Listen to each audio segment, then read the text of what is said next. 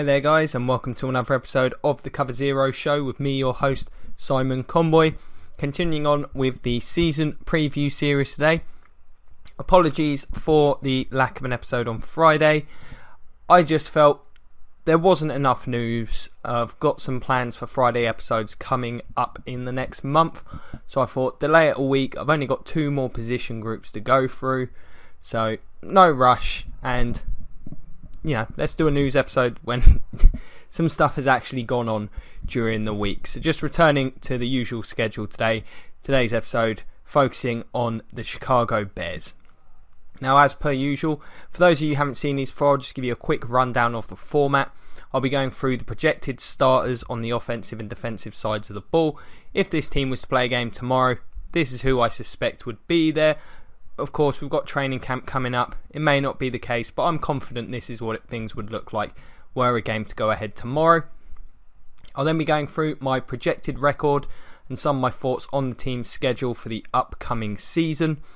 And then I will go through my 3 X factors for the 2017 season if this team is going to overachieve, potentially challenge for the playoffs, or just have a moderately acceptable record. These are things that I think will have to happen. So we'll hop right in. The quarterback position. Now, things may look a bit more complicated with the number 2 overall pick being spent on Mitch Trubisky. However, Mike Glennon's going to get the start, you'd have to think. Trubisky probably not going to be ready. Didn't play a huge amount of games as a starter in college. Glennon was brought in to be a stopgap, it now would appear.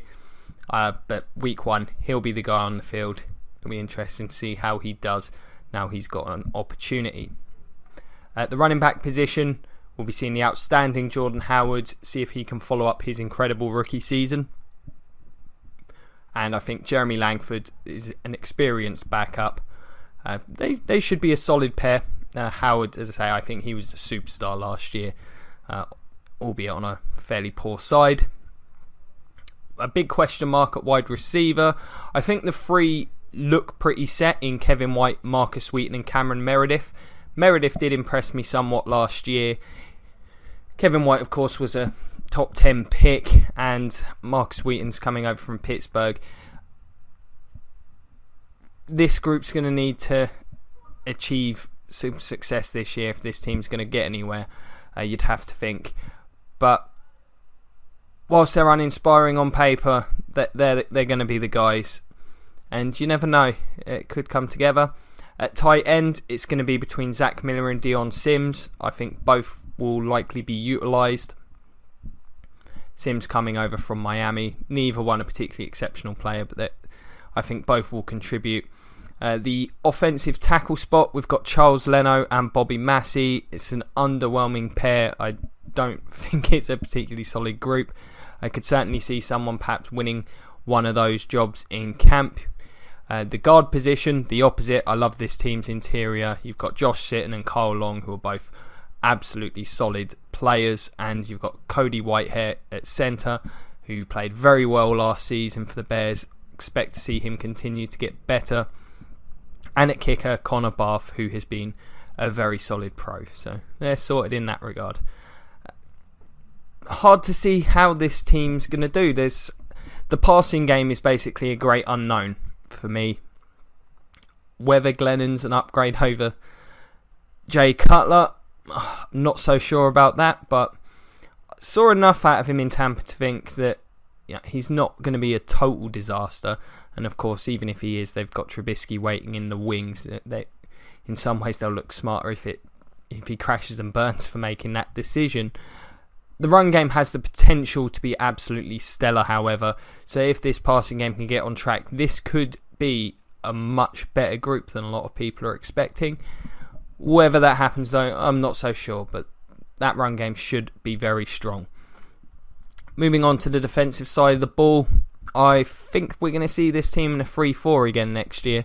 So we'll be looking at Akeem Hicks and Jay Howard, I've got as the defensive ends. Not too sure about the second end. I think Hicks is a given. Howard maybe not so much. I think that spot's certainly going to be open in camp. At nose tackle, Eddie Goldman, who's been very effective for the Bears, flown under the radar, but he's played very well for them since he was drafted out of Florida State. Outside linebacker, they've got some experience here, but I think Leonard Floyd showed enough last year that he's going to start. Pernell McPhee had a very good season. Lamar Houston could figure to be involved either the defensive end spot or here. Who knows, they may even play some 4-3, in which case I'd probably have him at end, maybe slot Howard into the defensive tackle spot. At inside backer, Danny Trevathan I think is a given. He's a solid player. Beyond that, I think it's open. I've got Nick Kwiatkowski currently in that position, but I think that spot's wide open. At corner, it's a bit spotty. Prince Mukamara was signed. He played very well last year in Jacksonville. I think he'll be the number one. Kyle Fuller will get what I would figure would be his last opportunity in a Bears uniform to justify that first round draft pick. And beyond that, I've got Bryce Callahan currently in the slot. I think really beyond the Mukamara, I think those spots, even with Fuller being a former first rounder, I think they're wide open at this point in time.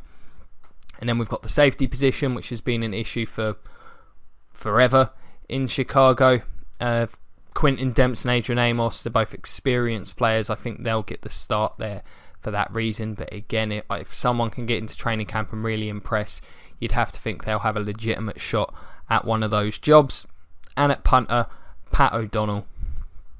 Not a huge amount to say. It is a punter. This front seven is better than it looks. On paper, it doesn't look all that impressive, but I think last year they played pretty well. Guys like Floyd had a very good rookie season for me. McPhee was an unsung hero last season. He had a very good year.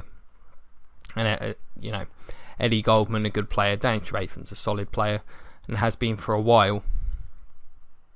So I think they're pretty strong there. I really do worry about this secondary. So it's probably going to be a tough ask. If Floyd can really turn it on and McPhee can maintain that level from last year, this could be a pretty good unit. But I don't know. I worry about a team with such an iffy secondary, especially when you've got the Packers in the division. And the Lions, they can throw the ball as well.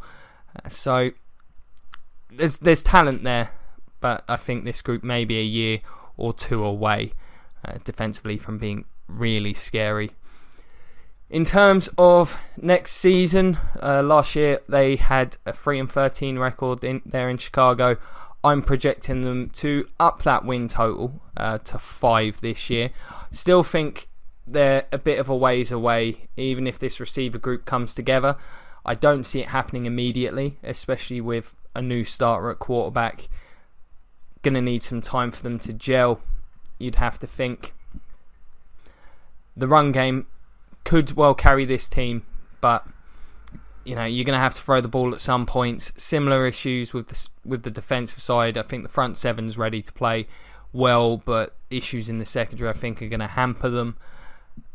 I see things coming together toward the end of the year, but I think early on it's going to be pretty rough in terms of the schedule. You can see them stealing games, maybe not against the Packers, but I feel like the Lions are a beatable side on paper. Even the Vikings, I don't know what you're necessarily going to see from that offense this year.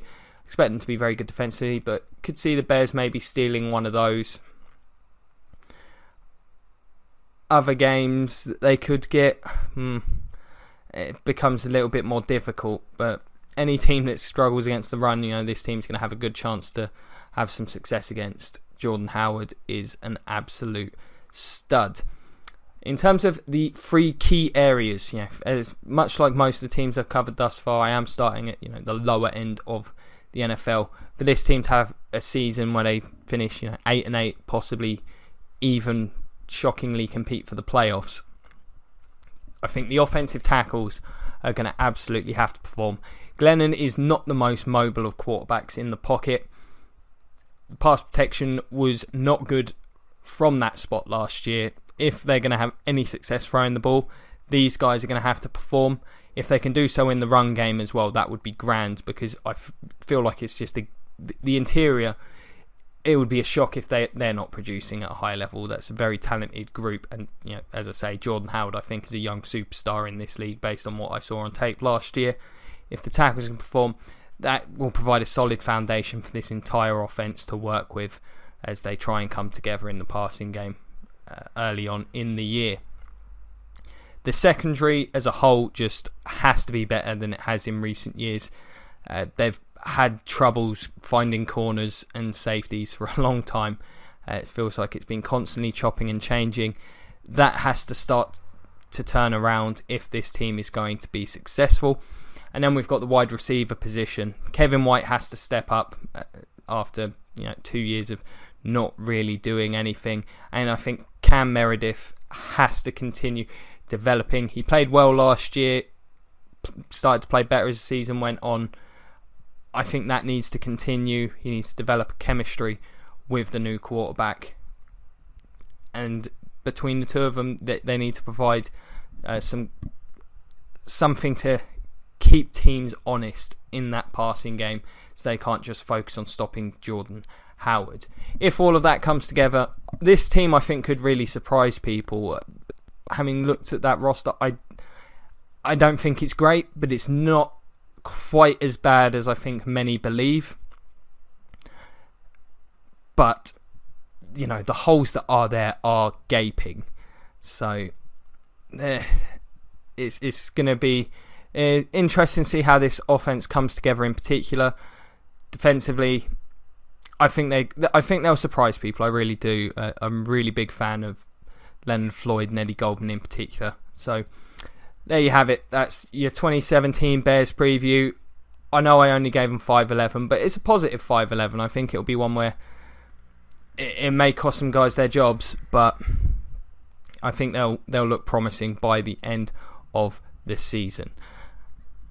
As always, let me know, what do you guys think of this year's version of the Bears? Do you think there's any players I've not mentioned that have a possibility of contributing? Anyone you're a big fan of? Give us a shout, whether it's the comment section below. Find us on Facebook, Cover Zero. Find me on Twitter at Simon Conboy. Always happy to discuss football. As ever, if you've enjoyed it, check out some of the other season previews. Covered 4 teams last week. Got the Lions, the Cowboys, and the Colts coming up this week. So check them. Friday, again, if there's enough news, I will get the weekly review on my top 10 wide receiver list. So that should be highly entertaining. I was saying last week, I think that was one of the more difficult lists to put together. A lot of great talent in that position. So as always, if you could like, share, subscribe, check out the Patreon, all that good stuff, will be greatly appreciated. It's been a pleasure as always. Thank you so much for watching. Have a great evening, and go Bucks.